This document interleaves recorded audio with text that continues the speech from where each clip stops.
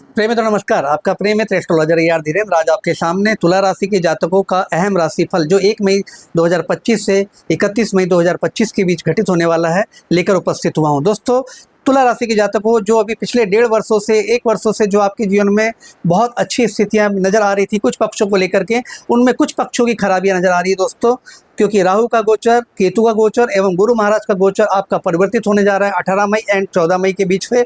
तो राहु के नए गोचर से आपको जीवन में कुछ समस्याएं अवश्य आ सकती है, परंतु केतु का वही गोचर आपके लिए लाभदायक होगा। तो कुछ नई परेशानियां छोटी से लेकर के बड़े स्तर की हो सकती हैं। तो थोड़ा सा मैं आपसे निवेदन करूंगा कि मेरे राशिफल को जो आपके तुला राशि के ऊपर आधारित है ध्यान से सुनिएगा, वीडियो को स्किप मत कीजिएगा, अंतिम तक देखिएगा। आपको महत्वपूर्ण और लाभदायक जानकारी मिलेगी जो आपके भविष्य में काम आएगी दोस्तों। तो दोस्तों, सबसे पहले हम तुला राशि के गोचरी ग्रह स्थितियों की जानकारी ले लेते हैं। तुला राशि में वर्तमान में दोस्तों कि सप्तम भाव में सूर्य उच्च राशि के मेष राशि में दिखाई दे रहे हैं। शनि बुध राहु शुक्र गोचर आपके छठे भाव में मीन राशि में दिखाई दे रहा है। चंद्रमा और गुरु का गोचर वृषभ राशि में आपके अष्टम भाव में दिखाई दे रहे हैं और मंगल का गोचर आपके दसम भाव में कर्क राशि के नीच राशि की अवस्था में दिखाई दे रहे हैं और केतु आपके 12वें भाव में कन्या राशि के दिखाई दे रहे हैं। तो दोस्तों, ये 1 मई से 15 मई के मध्य का राशिफल हम पहले कहेंगे। दोस्तों, जब भी कुंडली के छठे भाव में शनि बुध राहु शुक्र जैसे महाग्रह आकर बैठ जाए तो शत्रु का सर्वनाश सफाया कर देते हैं। हाँ, ये बात तय है कि जीवन में कुछ विषम परिस्थितियां, संघर्षमय स्थितियां भी आपके जीवन में क्रिएट हो जाती है, क्योंकि 4 महाग्रहों का, बड़े बड़े ग्रहों का आपका समावेश छठे भाव में और आपके लग्नेश पंचमेश नवमेश में 3 त्रिकोण के जो आपके मेन अधिपति होते हैं उनमें से यदि 1 या 2 ग्रह भी अगर वहाँ आके बैठे तो जीवन में कुछ समस्याएं, संघर्ष की स्थिति क्रिएट कर देते हैं। तो छठे भाव में पहली बात तो शनि शत्रुओं का संहार कर रहे हैं। छठे भाव में बुध जो है राहु के साथ कहीं ना कहीं मति भ्रम की स्थिति पैदा कर रहे हैं और छठे भाव में शुक्र आपको शुरुआत में खर्चों में डाल करके, विषम स्थितियों में डाल के, कष्टों में डाल करके बाद में कष्टों से उबारने का भी कार्य कर रहे हैं। तो कहीं ना कहीं शनि और राहु का जो पिशाच योग जो कि 18 मई के बाद समाप्त हो जाएगा, तो जो अभी आप मानसिक अंतर्द्वंद की स्थिति में चल रहे थे, कन्फ्यूजन, डिप्रेशन, एंजाइटी की स्थिति में चल रहे थे, वो भी 18 मई के बाद समाप्त होता दिखाई दे रहा है। और साथ में 4 महाग्रहों का संयोग छठे भाव में होने से सिंहासन नामक राज्यों की भी स्थिति दिखाई दे रही है, जो आपके जीवन में प्रगति, उन्नति और यश कीर्ति लेकर के आता हुआ दिखाई दे रहा है। तो दोस्तों, लग्न से जब भी छठे भाव में शुक्र गोचर करेंगे तो कहीं ना कहीं लग्न का नाश करते हैं, या लग्न का नाश ना भी कहे तो लग्न को कमजोर करते हैं। लग्न क्या है? आपका व्यक्तित्व, स्वभाव, प्रतिष्ठा, आपका मान सम्मान, आपका रुतबा, आपकी शारीरिक सुख, आपके मानसिक सुख, आपके व्यक्तित्व का परिचय, ये सब चीज़ों को खराब करने की कोशिश करते हैं। लेकिन चूंकि शुक्र यहाँ पे उच्चावस्था में है तो ये सारी चीज़ों को जब यहाँ से स्थान परिवर्तन करेंगे तो वापस रिकवर भी करके दे देंगे। तो दोस्तों, ये थोड़ा सा पक्ष कमजोर है क्योंकि लग्न का छठे में गोचर अच्छी बात नहीं है।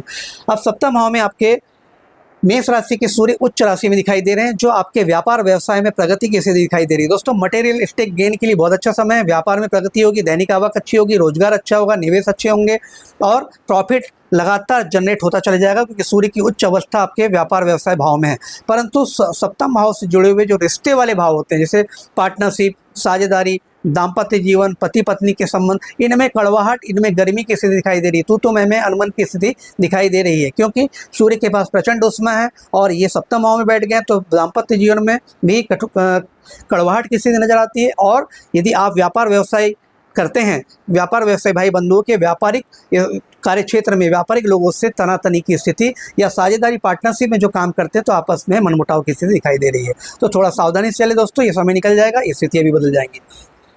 अगला गोचर है दोस्तों अष्टम भाव में चंद्रमा और गुरु का। तो अष्टम भाव में चंद्रमा गुरु का बहुत सूझबूझ से युक्त, बौद्धिक क्षमताओं से युक्त और धन की ओर प्रगतिशील, धन को प्राप्त करने के लिए उन्मुख बनाने के लिए प्रभावशाली योग देता है। दोस्तों, जब भी गुरु अष्टम भाव में होते हैं इनकी धन स्थान पर दृष्टि जाती है और अपनी शिष्य राशि वृश्चिक राशि पर धन स्थान पे गुरु की 7वीं दृष्टि है, तो बैंक बैलेंस, रुपया, पैसा, कीमती जवाहरात, आभूषणों के लिए बहुत अच्छा है। परिवार कुटुंब में खुशियों का माहौल दिखाई दे रहा है, परिवार में वृद्धि का योग दिखाई दे रहा है और बहुत ही प्रसन्नचित्त वातावरण बना रहेगा। आपकी वाणी में मिठास रहेगी, दिव्यता रहेगी, ओज रहेगा, तेज रहेगा और गरिमामयी भाषा का प्रयोग करते हुए व्यापार व्यवसाय या जॉब करते हैं या किसी अन्य फील्ड में है तो ये आपका बहुत सुखप्रद समय रहेगा। दोस्तों, चंद्रमा 8वें भाव में है तो थोड़ा सा सर्दी, जुकाम, कफ, कोल्ड, खांसी जैसे हल्की फुल्की समस्या, निमोनिया के छोटे मोटे रूप की स्थितियां कई बार देखी जाती है। भले ही मौसम गर्मी का हो दोस्तों, फिर भी ये विकार पाए जा सकते हैं या आ जाते हैं।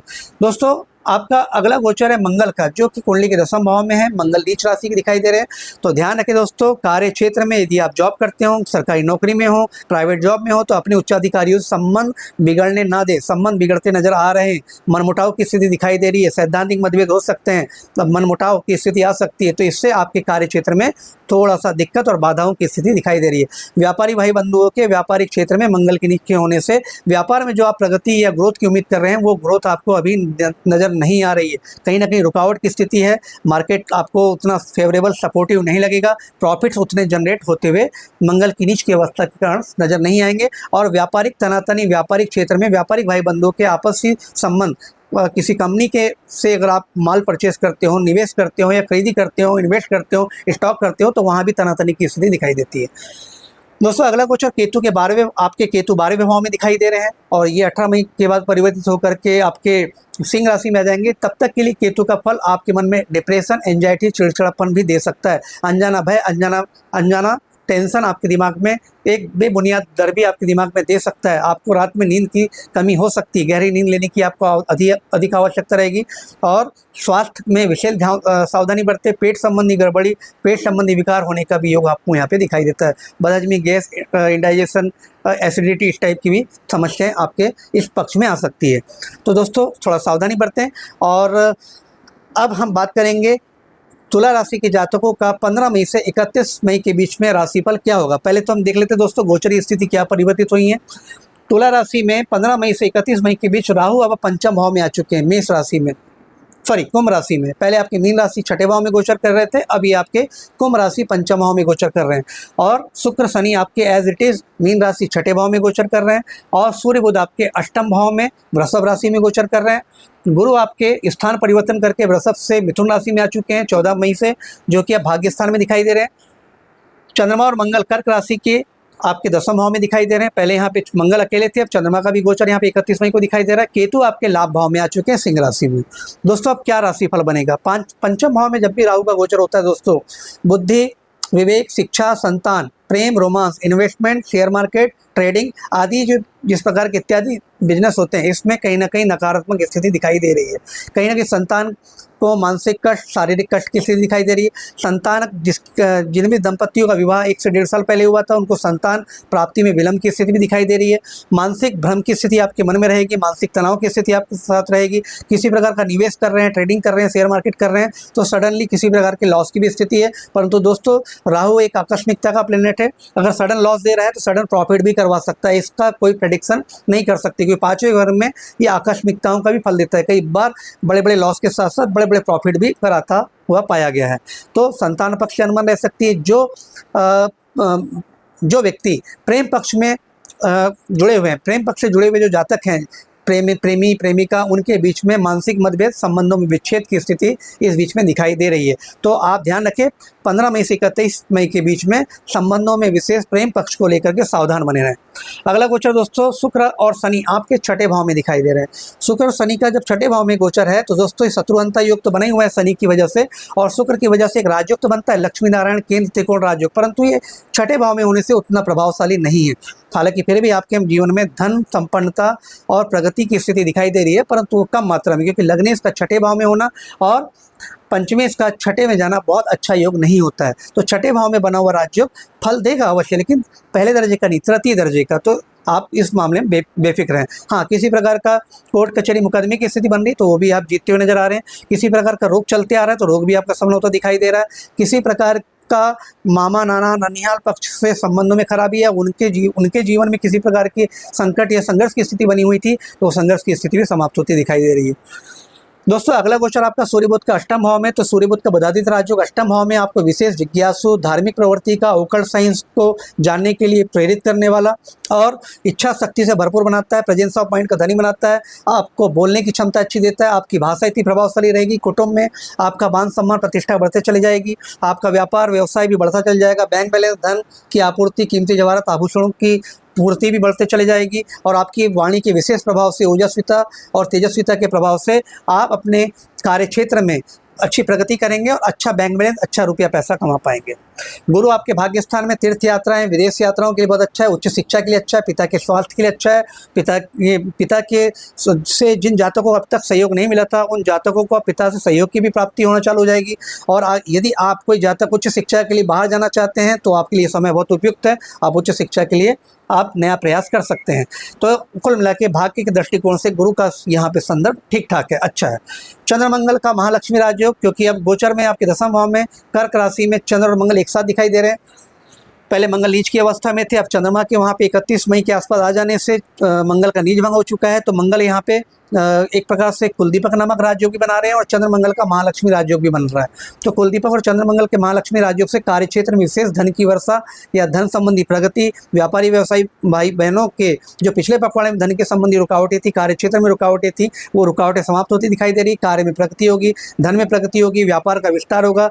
जिन नौकरी करने वाले जातक चाहे प्राइवेट क्षेत्र में थे या सरकारी क्षेत्र में थे, जिनके संबंधों में मनमुटाव की स्थिति अपने उच्चाधिकारी से बननी थी, वो सारे मनमुटाव की स्थिति समाप्त होती दिखाई दे रही है। संबंधों में मधुरता आएगी और आपके पद प्रमोशन की योग भी दिखाई दे रहे हैं, क्योंकि ये चंद्रमंगल का महालक्ष्मी राजयोग है।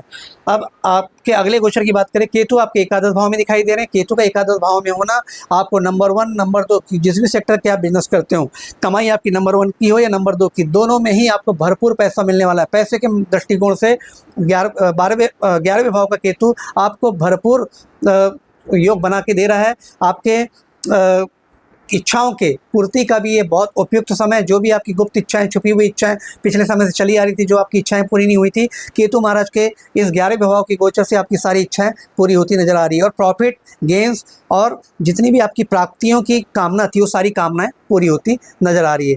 तो दोस्तों ये था तुला राशि के जातकों का 1 मई से 31 मई के बीच कंप्लीट राशिफल। यदि दोस्तों मेरी जानकारी आपको पसंद आई होगी तो मैं आपसे रिक्वेस्ट करूंगा कि मेरे चैनल को लाइक, शेयर एंड सब्सक्राइब जरूर करें। आपके सामने मैं पुनः नई राशि के जातकों के लिए नए राशिफल के साथ उपस्थित होऊंगा। तब तक के लिए मुझे आज्ञा दीजिए। आपके प्रिय मित्र एस्ट्रोलॉजर AR धीरेन्द्र को धन्यवाद।